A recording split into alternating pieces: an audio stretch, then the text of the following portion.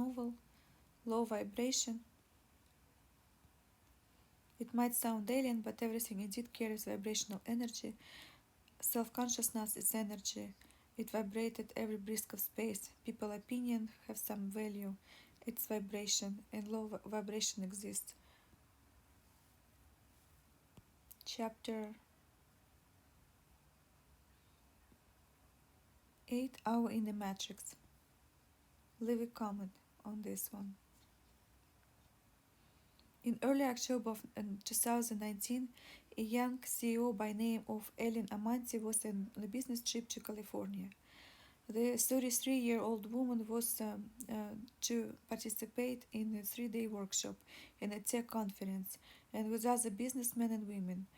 So her company Think Ventures were previously endorsed some kind of brain-machine technology interface that dealt with machine learning and neuroscience and AI. So after frantically calling her parents, exclaiming, quote, it's all a game, it's all a thought experiment, we're all in a matrix, Ellen missed her flight home and then was found dead a few days later, leaving behind a very strange of mystery in history. So, what happened to Ellen Amanti?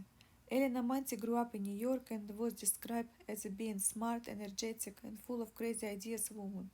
She graduated from a business school, um, and she knew Chinese language, a lot of cultures and business. Ellen was advocate um, advocate for against human trafficking and volunteer for not for sale um, movement and non-profit organizations that fights against human trafficking, um, modern day slavery. Ellen's husband, Henry Winston, was a psychologist who insisted that his wife had no history of mental illness prior that, and she never used any substances. She never been arrested. She was completely normal person, and the two eventually moved to Salt Lake City, Utah, where Ellen started her Think Ventures web development company that hired and employed over 120 people in business, notably recruited remote staff from engineers from Bangladesh, Pakistan, and according to close friends of Ellen, in 2019, Ellen planned a business trip to Orange County for tech conference and then to Silicon Valley to meet with her friends. Ellen's last post on Facebook was on September 25th that stated something like, quote, heading to San Francisco and Los Angeles soon. Those who around me DM me, please. So on the weekend of October 1st, 2019, Ellen flew to Orange County for professional development workshop. Ellen's mother recalled that Ellen sounded very excited about her trip, and during the phone call, she couldn't wait to get home and start something new. A few days later, Ellen flew to Silicon Valley to visit old friends and former colleagues. Finally, on October 7th, Ellen made a series of strange phone calls to her husband, Henry, and her mother. They described the way she spoke as being out of character. Her words were reportedly fast and erratic, and that she was saying wasn't making much sense. Notably, Ellen told her mother, quote, it's all game, it's a thought experiment, we're all in the matrix. Ellen so stated that she was going to miss her flight and that the vehicle that she was driving was low on gas, and then her husband and mother took turns talking to Ellen on the phone until midnight. And then, right after that, the calls went straight to voicemail, and they wouldn't hear from Ellen ever again. Later that night, Ellen missed her flight from the Palo Alto airport to Utah. She was reportedly last seen in Almaden Expressway and Canton Avenue in San Jose, wearing a white t-shirt and ripped off blue jeans, and her case was sent to San Jose Police Department. 5 days later, she was found dead in the back seat of her rental vehicle in Amadale neighborhood, and there were no signs of physical assault and no drug in her system. Shortly after the phone call, Amanti family went to the police in search of Ellen, and family gave details about her rental vehicle, including model and make and license plate. And the police actually managed to speak to her through the phone that night, but it was found her communications to be bizarre. Ellen's husband called Verizon Wireless and found out that last place Ellen's cell phone had signal was on a Mellow Drive north of Almond Expressway, and her phone was pinged a few times in the streets further up north before shutting up. And officers investigated both areas as well as nearby hospitals for several hours but found nothing. Interestingly, her rental vehicle didn't have any sort of tracking devices on it, and she wasn't found on time.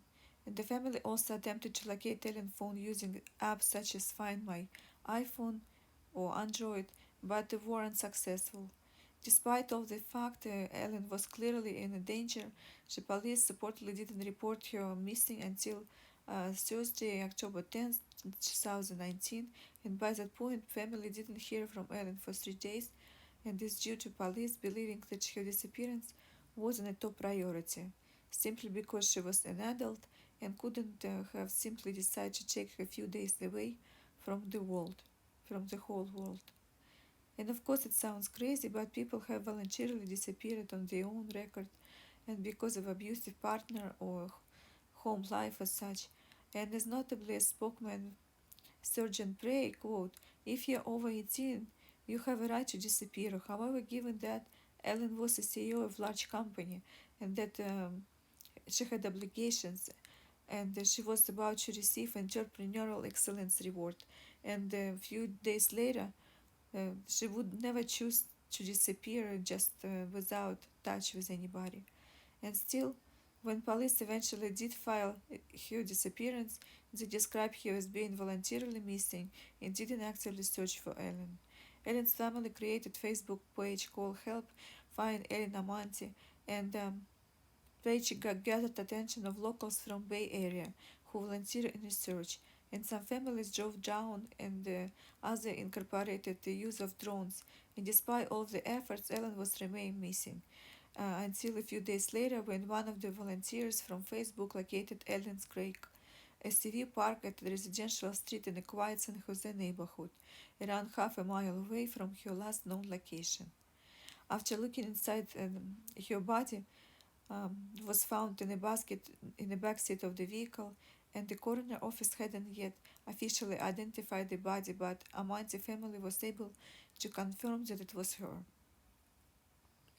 An investigation by the San Jose Police Department found no evidence of foul play or blood in the system, determined that there were no drugs or substances in her system, and at the time officials were unable to determine Ellen's exact time of death, nor how long she was in her car before being found. We now know that her vehicle was parked on that street for 5 days following the extensive investigation, and this means that shortly after Ellen called her family, she missed her flight home, and she was parked at a nearby neighborhood. She was in the back seat of her car, and she died somehow remained completely unnoticed for several days. Residents of this quiet neighborhood struggled to rationalize how would this possibly happen to Ellen in their neighborhood.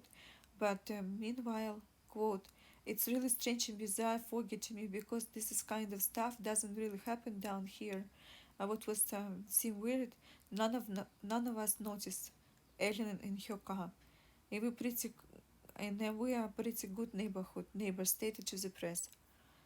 So I'm pretty tripped out, and Ellen's father firmly believes that San Jose police completely mishandled his daughter case and wish that they had acted more aggressively. It's difficult to know exactly what happened. So the week Ellen went missing, most sources say the police didn't do much as they should have. With such strange circumstances and so many unanswered questions, it left a case open for conspiracy theories.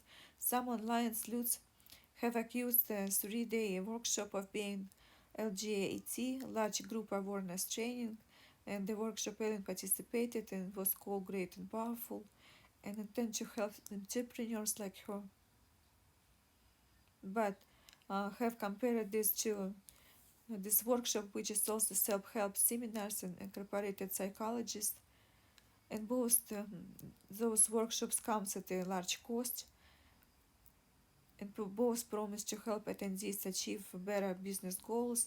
But it's all like MLM cults and fashionable cults. Maybe many have expressed fear that technologies used at LG, LG gates were very harmful, but little scientific evidence wasn't backed up. Others have attempted this overstock scandal that happened few months prior, but we're gonna continue about that next time.